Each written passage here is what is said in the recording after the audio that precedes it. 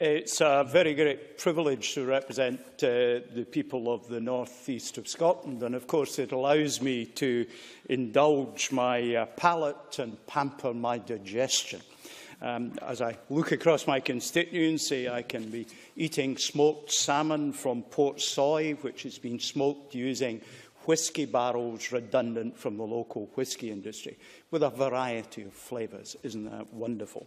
I can go to my supermarket and buy a ready meal in every supermarket in these islands, which has been produced in Fraserburgh to high standards.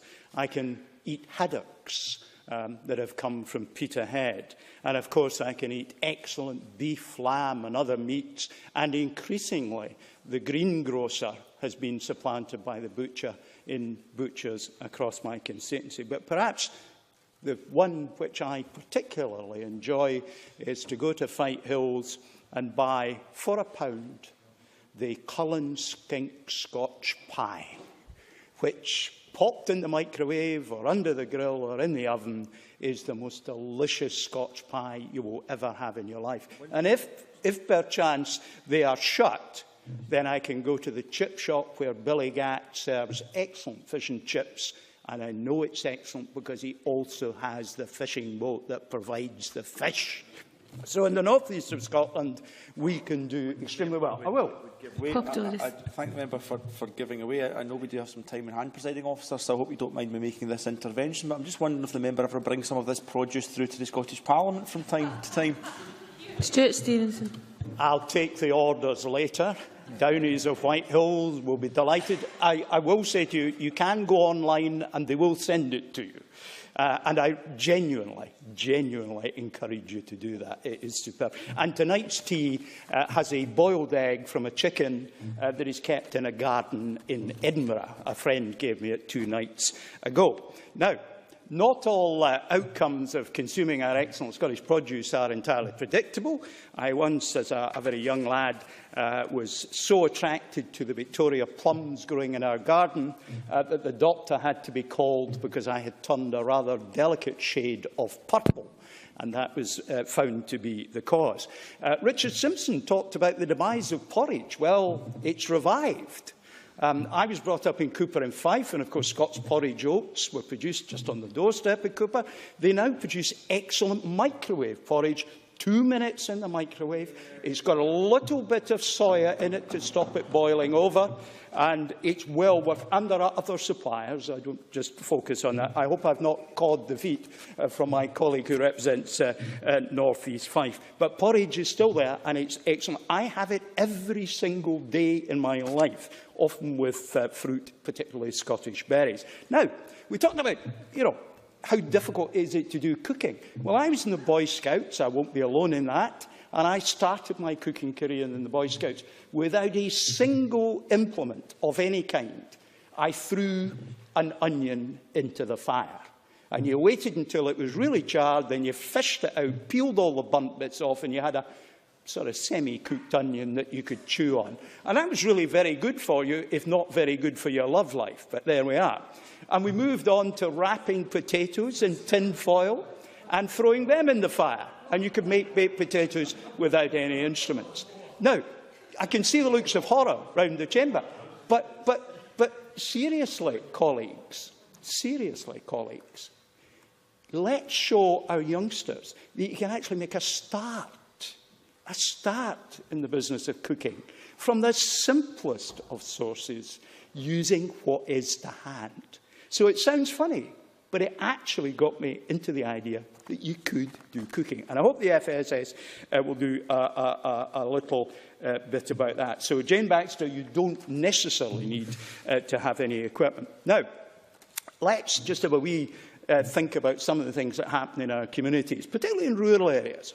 There are a lot of homemade bits of produce, jams, scones, there are coffee mornings, there are soup and sweets are a particular feature of life in the North East. And it's very important that when we set up a regulatory regime, we don't end up in a position where it's difficult for that kind of voluntary sale of food products becomes difficult.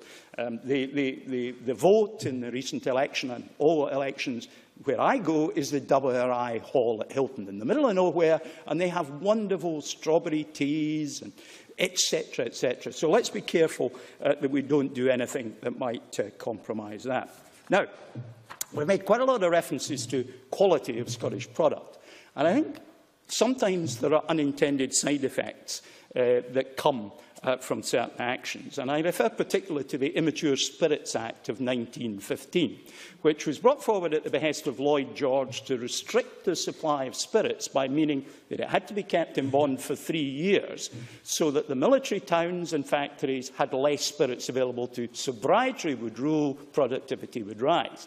Well, that was all neither here nor there. The reality is what it did was it eliminated the cheap rock gut whisky from the offering, and it laid the foundations for the export industry that is an important part of our economy to this day. And indeed, some brands of whisky still have on them bottled under British government supervision, and that all stems from the 1915 Immature Spirits Act. So, although it drove the cost of whisky up and created a certain set of problems, it ended up creating an industry with a worldwide reputation, which, as my intervention on Bob Doris illustrated, is actually much copied, and we need to protect that very, very hard indeed. Claire Baker, I think in particular, raised the issue.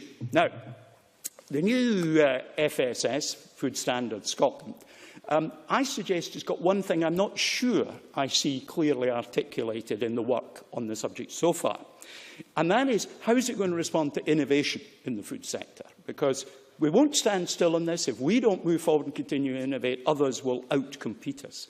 So I think the FSS has to have more than simply a duty to regulate. It also has to have an element of a duty to help and assist. In other words, like SEPA now does, it can't just knock on your door and tell you you've got a problem. It's got to be working with people in the industry to help them develop a solution to the problem, and taking that solution away and sharing it with others and helping others. So I think that's maybe one little thing that the Minister and others who are involved in this might care to think about. I must say, I envy the Minister, because I have a suspicion he's going to, like me, find himself visiting food producers, perhaps, in the course of this. Well, maybe he's done all that already. When I was a Minister, I got taken to a community garden in Monimail, again in my colleague's constituency, and presented with a basket of organic fresh vegetables, harvested that very day. And believe me, the taste of that, when I took it home, my wife said, "Where did you get this? Can you get some more?" I regret, of course, that MSPs, as is usual, are not allowed to be appointed to the board of this new body, because I just foresee that the board will be a position that is greatly sought, because they will be so close to our wonderful food that we produce in Scotland. Presiding Officer, like others, I'm happy to see this bill brought to Parliament. I look forward to the debate here on in, and I will be supporting it every inch and every bite of the way. Presiding Officer.